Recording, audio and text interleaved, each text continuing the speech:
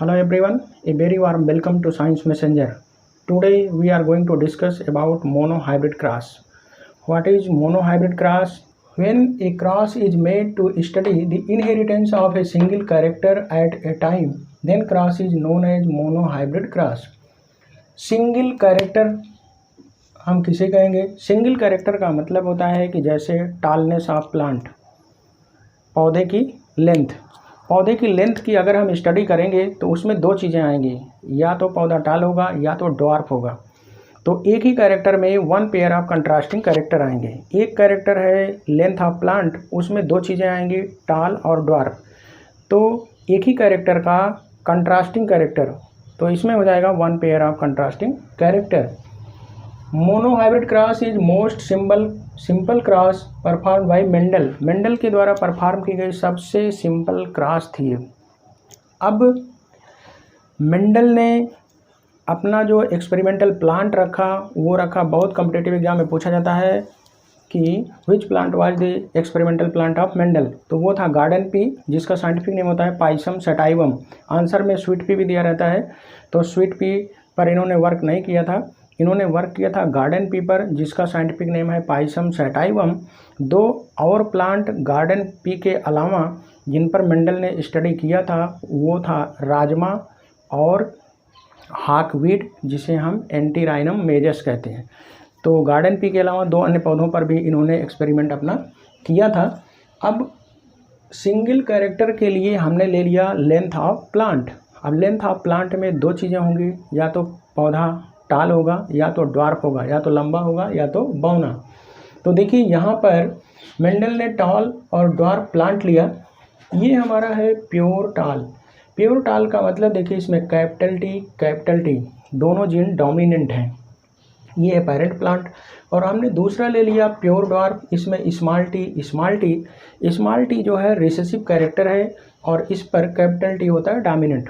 जब हम इन parental generation के बीच में क्रॉस कराएंगे तो क्या होगा, हमारा जो फर्स्ट जनरेशन का प्लांट बनेगा वो बनेगा कैपिटल टी स्मॉल टी। इसे हम कहते हैं F1 प्लांट या first filial generation. First filial generation या F1 प्लांट या F1 हाइब्रिड या F1 ऑफस्प्रिंग भी इसी को कहते हैं। तो चूंकि कैपिटल टी जो है स्मॉल टी पर डोमिनेंट है, इसलिए ये F1 के जितने भी प्लांट होंगे सभी होंगे टाल, चूंकि इसमें टाल का जीन प्रेजेंट है। स्मॉल टी रिसेसिव है, इसलिए अपना कैरेक्टर शो नहीं कर पाएगा यहाँ पर, लेकिन इसमें हिडन फॉर्म में रहेगा, इसकी आइडेंटिटी लूज नहीं होगी।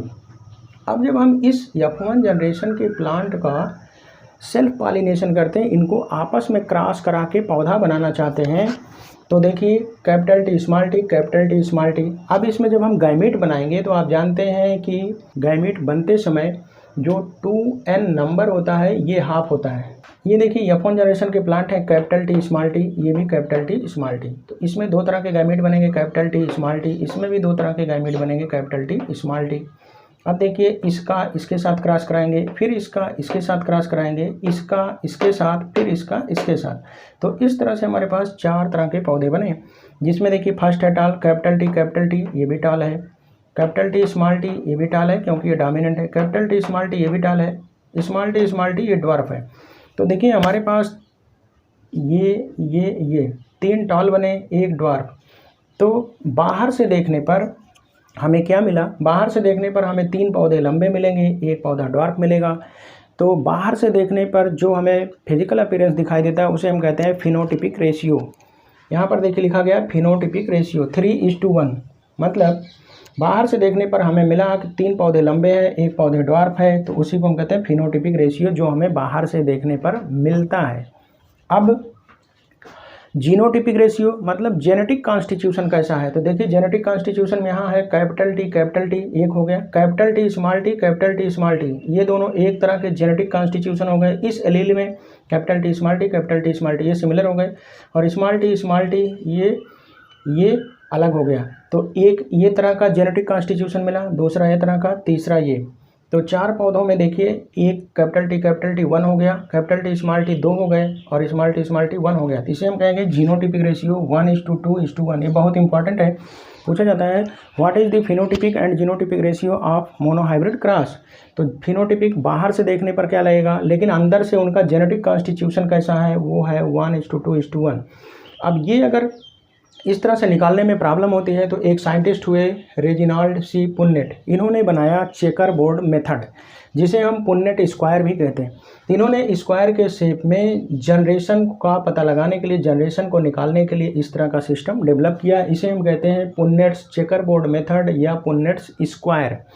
तो इसमें क्या किया इन्होंने, ये जो हॉरिजॉन्टल है इधर इन्होंने रखा मेल को और वर्टिकल पोजीशन में रखा फीमेल प्लांट को। अब देखिए यहाँ पर जब सेम टाइप के प्लांट ही हैं तो यहाँ पर ये मेल हो सकता है, ये फीमेल हो सकता है, ये मेल हो सकता है, ये फीमेल हो सकता है। तो यहाँ पर हॉरिजॉन्टल रो में इन्होंने रखा मेल के गैमेट को, वर्टिकल में रखा फीमेल के गैमेट को। देखिए यहाँ पर कैपिटल टी यहाँ बना था, स्मॉल टी बना था, तो वही हमने रख दिया कैपिटल टी स्मॉल टी। यहाँ भी कैपिटल टी स्मॉल टी। अब देखिए इसका इससे क्रॉस कराएंगे कैपिटल टी, यहाँ इसका इससे कराएंगे कैपिटल टी स्मॉल टी, यहाँ इसका इससे कराएंगे कैपिटल टी स्मॉल टी, इसका फिर इससे कराएंगे तो स्मॉल टी। तो यहाँ पर देखिए हमें मिले टॉल टॉल टॉल, तो 3 हो गए टॉल और 1 हो गया ड्वार्फ। तो बाहर से देखने पर हमें 2 तरह के पौधे मिले, टॉल और ड्वार्फ। तो फिनोटिपिक रेशियो के 3:1। और इनका जेनेटिक कॉन्स्टिट्यूशन अगर हम देखें तो ये अलग है, ये दोनों सेम हैं और ये अलग है। तो 3 तरह के जेनेटिक कॉन्स्टिट्यूशन मिले और उसी को हम कहते हैं जीनोटिपिक रेशियो 1:2:1। अब मेंडल ने मोनोहाइब्रिड क्रॉस से कंक्लूजन क्या निकाला। पहला कंक्लूजन है पास्चुलेट ऑफ पेयर्ड फैक्टर। पास्चुलेट माने होता है थ्योरी या सिद्धांत। पास्चुलेट ऑफ पेयर फैक्टर, मेंडल ने मोनोहाइब्रिड क्रॉस से कंक्लूजन निकाला कि कोई भी सिंगल कैरेक्टर जो है वो फैक्टर मीन्स होता है जीन। क्योंकि मेंडल के समय में जीन की खोज हुई नहीं थी, इसीलिए इन्होंने वहाँ पर फैक्टर टर्म दिया था या ट्रेट टर्म दिया था। तो इन्होंने बताया कि कोई एक सिंगल कैरेक्टर जैसे टॉलनेस ऑफ प्लांट, जैसे लेंथ ऑफ प्लांट है, हमने लिया था लेंथ ऑफ प्लांट टॉल और ड्वार्फ। तो लेंथ ऑफ प्लांट एक हो गया सिंगल कैरेक्टर। तो सिंगल कैरेक्टर को डिसाइड करने के लिए पेयर्ड फैक्टर, एक पेयर जीन होते हैं, जैसे capital T small T, capital T एक pair gene, capital T small T एक पेयर जीन। तो एक कैरेक्टर को डिसाइड करने के लिए 1 पेयर फैक्टर या 1 पेयर जीन होते हैं। इसी को हम कहते हैं पास्चुलेट ऑफ पेयर फैक्टर। दूसरा है पास्चुलेट ऑफ डोमिनेंस। यहाँ पर देखिए टॉल और ड्वार्फ के बीच में हमने क्रॉस कराया तो F1 जनरेशन में सभी टॉल प्लांट हमें मिले। यद्यपि यहाँ ड्वार्फ है लेकिन ये हिडन कंडीशन में है, रिसेसिव कंडीशन में, ये अपना एक्सप्रेशन यहाँ शो नहीं कर पा रहा है।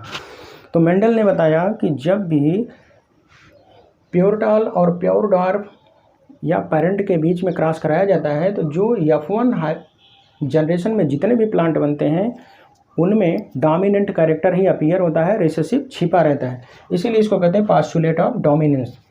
तीसरा है लॉ ऑफ सेग्रीगेशन। इन्होंने अपना कंक्लूजन निकाला law of segregation. Law of segregation क्या है, F1 जनरेशन में देखिए ये कैरेक्टर टॉल कैरेक्टर अपीयर हो रहा है, ड्वार्फ कैरेक्टर यहाँ पर छिपा हुआ है। लेकिन जब हम इन्हीं F1 प्लांट का सेल्फ पॉलिनेशन कराते हैं, सेल्फ क्रॉस कराते हैं, तो F2 जनरेशन के लिए जो गैमीट बनते हैं उसमें ये ड्वार्फनेस का कैरेक्टर जो है सेग्रीगेट हो जाता है, सेपरेट हो जाता है। जैसे देखो टी स्मॉल टी, ये टी अलग गैमीट बनाएगा, स्मॉल टी अलग।